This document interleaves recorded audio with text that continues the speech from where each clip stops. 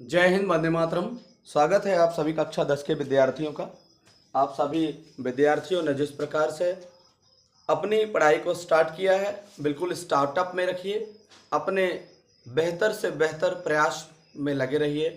आप सभी मध्य प्रदेश बोर्ड के टॉपर्स स्टूडेंट हैं और सभी बच्चे अपने मैथमेटिक्स को इतना डेवलप करिए कि आने वाले दिन में, आने वाले समय में आपका जो टेस्ट होता है, टेस्ट चाहे ज़िंदगी का हो चाहे क्लास का हो, वो बहुत ही उस पर खरा उतरना पड़ता है। यदि आप खरे नहीं उतरेंगे तो जीवन में पीछे हो जाएंगे। और इस पीछे हो जाने का मतलब ये है कि लाखों करोड़ों लोग, लाखों करोड़ों स्टूडेंट आपके क्लास के ही आपसे आगे निकल जाएंगे। तो आपकी कोशिश ये रहनी चाहिए कि आप बेहतर से बेहतर परिणाम लाने के लिए बेहतर से बेहतर प्रयास करिए। परिणाम यदि आपका अच्छा आता है तो ये अंदाज़ा लगाया जाता है कि आपके का जो IQ है, आपसे जो बनने का ढंग है, या फिर आपका क्वेश्चन सॉल्व करने का जो तरीका है, बहुत बेहतर है। तो आप सभी बच्चों से, आप सभी अभिभावकों से मेरा विशेष निवेदन है कि आप सभी बच्चों के लिए, आप सभी अभिभावकों से निवेदन है कि आप सभी अपने बच्चों के लिए सर्वस्व न्यौछावर करें, ज़्यादा से ज़्यादा उनके साथ टाइम एक्सपेंड करें। यदि अभिभावक बच्चों का साथ नहीं देते हैं तो बच्चों पर बहुत विपरीत प्रभाव पड़ता है। चाहे वो भले ही क्यों ना टॉप करे, लेकिन उसकी मानसिकता अलग हो जाती है, चेंज हो जाती है। तो चलिए आइए, पिछले सेशन में हमने क्वेश्चन नंबर 3 या 4 तक पढ़ा था। देख लेते हैं थोड़ा हम कि कितने नंबर तक हमने पढ़ा था। क्वेश्चन नंबर 3 तक हम लोगों ने 4 तक पढ़ लिया था। अब क्वेश्चन नंबर 5 की बारी है। क्वेश्चन नंबर 5 हम स्टार्ट करेंगे। तो आइए देखते हैं, स्टार्ट करते हैं और उसी हिसाब में चलेंगे। तो क्वेश्चन नंबर 5 यह कहता है कि जांच कीजिए कि क्या किसी प्राकृत संख्या n के लिए 6 की पावर n संख्या अंक शून्य पर समाप्त हो सकते हैं। अब ये बात समझिएगा कि जो भी संख्या शून्य पर समाप्त होगी तो 3 प्रकार से विभाजित होगी, है ना। या तो वो 2 से विभाजित होगी, या तो वो 5 से विभाजित होगी, या तो वो 10 से विभाजित होगी, है ना। तो इसको लेके चलते हैं। हम जानते हैं कि यदि कोई संख्या शून्य पर समाप्त होगी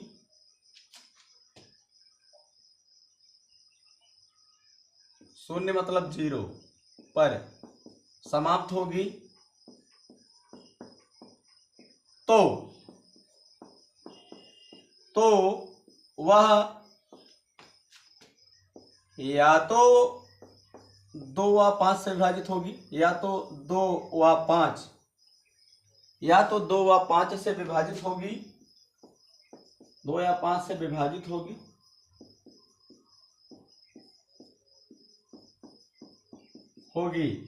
या फिर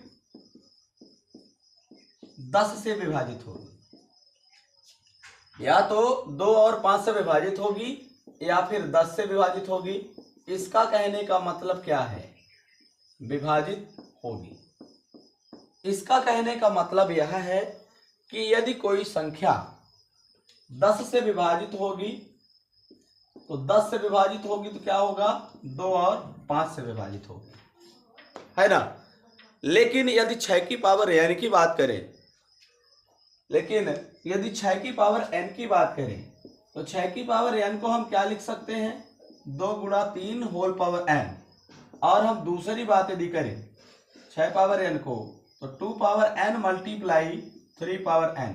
यदि हम देख रहे हैं कि यदि 0 पर समाप्त हो तो उसका गुणनखंड फैक्टर जो होने चाहिए वो होंगे 2 और 5, लेकिन यहां पर कितने हैं? 2 और 3 हैं। क्योंकि गुणनखंड में गुणनखंड में 2 व 5 होना चाहिए, 2 व 5 होना चाहिए।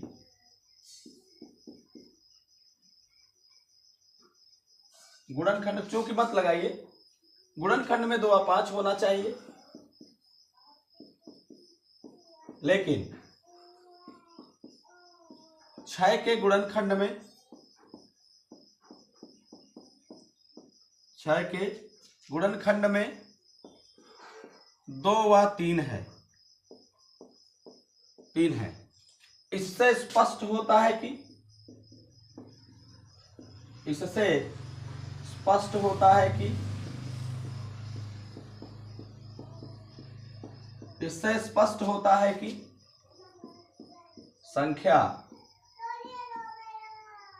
स्पष्ट होता है कि संख्या 6 की पावर n अंक शून्य पर, 6 की पावर n अंक शून्य पर समाप्त नहीं होती है। क्या हो? अंक शून्य पर समाप्त नहीं होती है। तो आप यह समझिएगा कि कोई संख्या यदि शून्य पर समाप्त होगी तो उस पर क्या होगा? यदि कोई संख्या शून्य पर समाप्त होती है, या तो वह 2 से विभाजित होगी, 10 से विभाजित हो जाए, या फिर 2 और 5 दोनों से विभाजित हो जाए। चलिए आइए नेक्स्ट क्वेश्चन को देखते हैं, समझते हैं उस हिसाब से, उस तरीके से। आइए देख लेते हैं नेक्स्ट क्वेश्चन नंबर 6।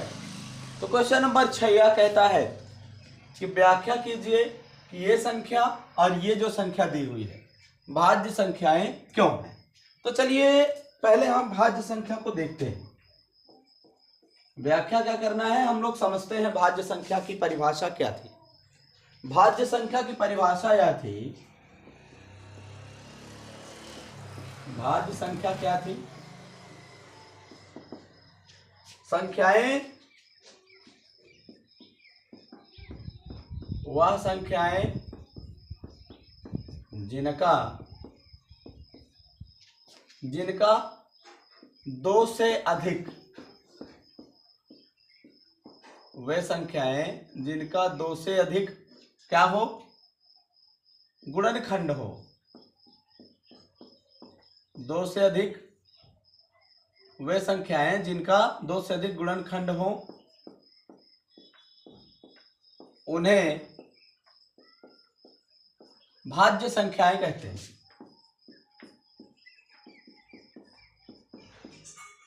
भाज्य संख्याएं कहते हैं। अब चलिए इस पर विचार करते हैं, जो संख्या हमारे पास दी हुई है, चलिए विचार करते हैं। हम देखते हैं कि तब हम देखते हैं, क्या देखते हैं? चलिए स्टार्ट कर लेते हैं कि भाज्य संख्याओं के शर्त को हम पूरा कर पाते हैं कि नहीं।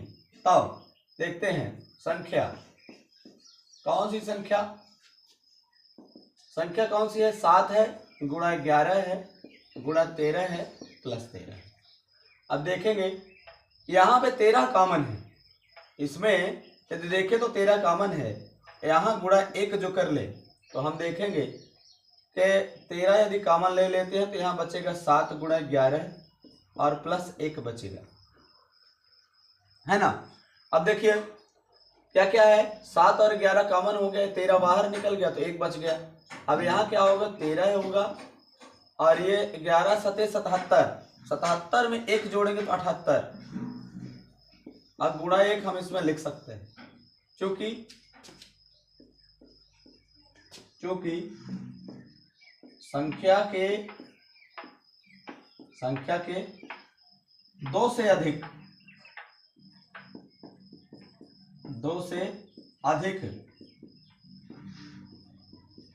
संख्या के 2 से अधिक गुणनखंड है। क्योंकि संख्या के 2 से अधिक गुणनखंड है, इसलिए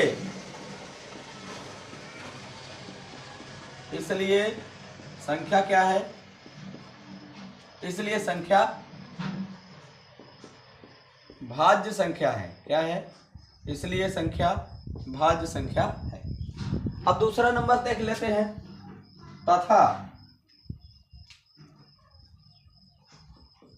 तथा संख्या की बात करें दूसरी संख्या की, तो दूसरी संख्या क्या है हमारे पास? 7 है, 6 है, 5 है, 4 है, 3 है, 2 है, 1 है और प्लस कितना है? 5 है। तो 5 गुणा 1 हम लिख सकते हैं, है ना। देखिए यहाँ 5 है दोनों में कॉमन, तो यदि हम 5 को निकाल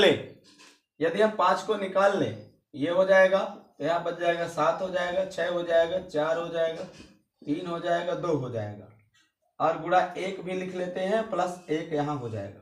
यदि 5 को कॉमन निकाल लेंगे तो अब देखिए इसका क्या है, 5 तो गुणा में हो गया, लेकिन इन सबका गुणा कर लेते हैं। इसका 7 छंग 42, 7 छंग 42 हो जाएगा, 2 तिहाई 6, 7 छंग 42 हो गया और 3 दूनी 6, 6 चौको 24, यानी 7 छंग 42 में 24 का गुणा कर दे तो क्या हो जाएगा? 42 में 24 का गुणा करेंगे, 4 दूनी 8 हो जाएगा, 4 चौक 16 हो जाएगा, 2 दूनी 4, 2 चौको 8 हो जाएगा, यानी 8 हो जाएगा, 4 10 हो जाएगा और 8 2 10 हो जाएगा, 1008 है ना। तो इनका गुणा सबका कर लेते हैं तो क्या आ जाएगा? 1008 आ जाएगा, प्लस 1 है तो यहाँ पे क्या हो जाएगा? 5 हो जाएगा, गुणे 1008 में 1 जोड़ देंगे तो 1009 हो जाएगा और इसमें गुणा 1 लिख सकते हैं। क्यों? क्योंकि किसी भी संख्या में 1 का गुणा हम कर सकते हैं और जब हम 1 का गुणा कर सकते हैं तो यहाँ दिख रहा है, क्या दिख रहा है कि 2 से अधिक गुणनखंड है, क्योंकि संख्या के 2 से अधिक गुणनखंड है, 2 से अधिक गुणनखंड है, इसलिए संख्या भाज्य संख्या है। 2 से अधिक गुणनखंड है, इसलिए दी गई संख्या क्या है? भाज्य संख्या है। इस तरह से हम क्वेश्चन की व्याख्या कर चुके हैं कि यदि कोई संख्या भाज्य संख्या होती है तो उसके कम से कम 2 से अधिक गुणनखंड होने ही चाहिए, है ना। ये आप पिछले सेशंस में देख चुके हैं, पिछले वीडियोस में काफ़ी ढंग से पढ़ चुके हैं। चलिए आइए देखते हैं इस एक्सरसाइज का लास्ट क्वेश्चन। चलिए देख लेते हैं क्वेश्चन नंबर 7 और इस एक्सरसाइज का, इस प्रश्नावली का लास्ट प्रश्न है। तो चलिए पढ़ लेते हैं। किसी खेल के मैदान के चारों ओर एक वृत्ताकार पथ है। इस मैदान का एक चक्कर लगाने में सोनिया को 18 मिनट लगते हैं, जबकि इसे मैदान का एक चक्कर लगाने में रवि को 12 मिनट लगते हैं। मान लीजिए दोनों एक ही स्थान और एक ही समय पर चलना प्रारंभ करके एक ही दिशा में चलते हैं, तो कितने समय बाद भी पुनः प्रारंभिक स्थान पर मिलेंगे, है ना। तो दोनों एक समय के बाद तो मिल जाएंगे, है ना। हम मानते हैं, सॉल्यूशन स्टार्ट कर लेते हैं। बहुत ही सरल है। दोनों एक समय के बाद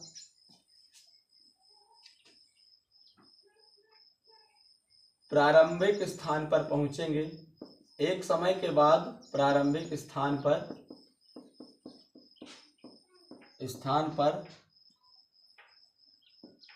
पहुंचेंगे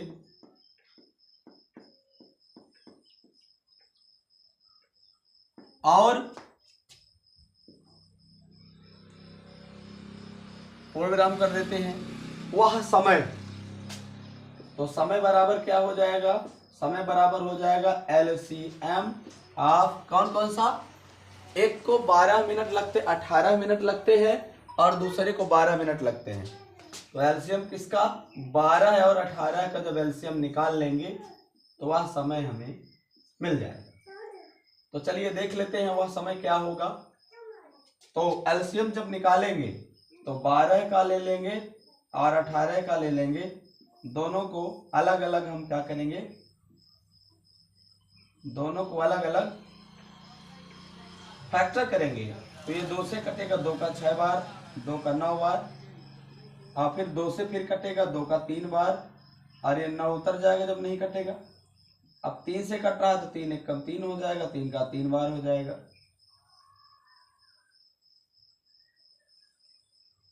फिर ये 3 से कटेगा, 1 उतर जाएगा, 3 एक कम 3 हो जाएगा।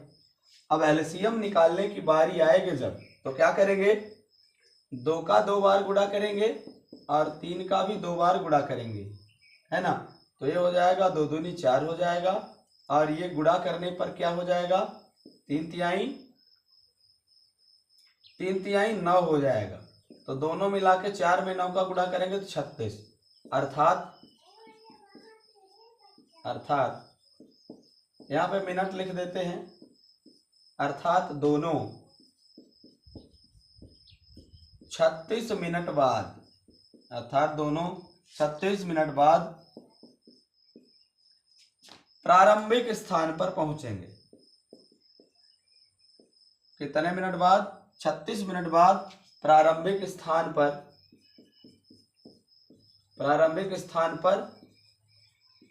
पहुंचेंगे। इस तरह से यह एक्सरसाइज या प्रश्नावली कंप्लीट होती है। तो सभी बच्चों को मैं यही कहना चाहूँगा कि आप बेहतर ढंग से पढ़ते रहें, बेहतर तरीके से पढ़ते रहें। 1-2 घंटे 3 घंटे का मैथ के लिए टाइम दें। हमने कोर्स स्टार्ट कर दिया है तो कोशिश आपकी यही रहनी चाहिए कि बेहतर ढंग से आप पढ़िए, समझिए उन चीज़ों को जो आपके भविष्य के लिए कारगर है। तो चलिए, आप जल्दी से सेशन को लाइक कर दीजिए, एक कमेंट छोड़ दीजिए कि आपको कैसा लगा, और अपने दोस्तों तक शेयर कर दीजिए, और एक चैनल पे नए हैं तो सब्सक्राइब कर दीजिए, जिससे आप तक नोटिफिकेशन पहुंचता है। चलिए, मिलते हैं नेक्स्ट सेशन में नए उत्साह, नए एनर्जी और नए क्वेश्चंस के साथ। तब तक के लिए जय हिंद, जय भारत।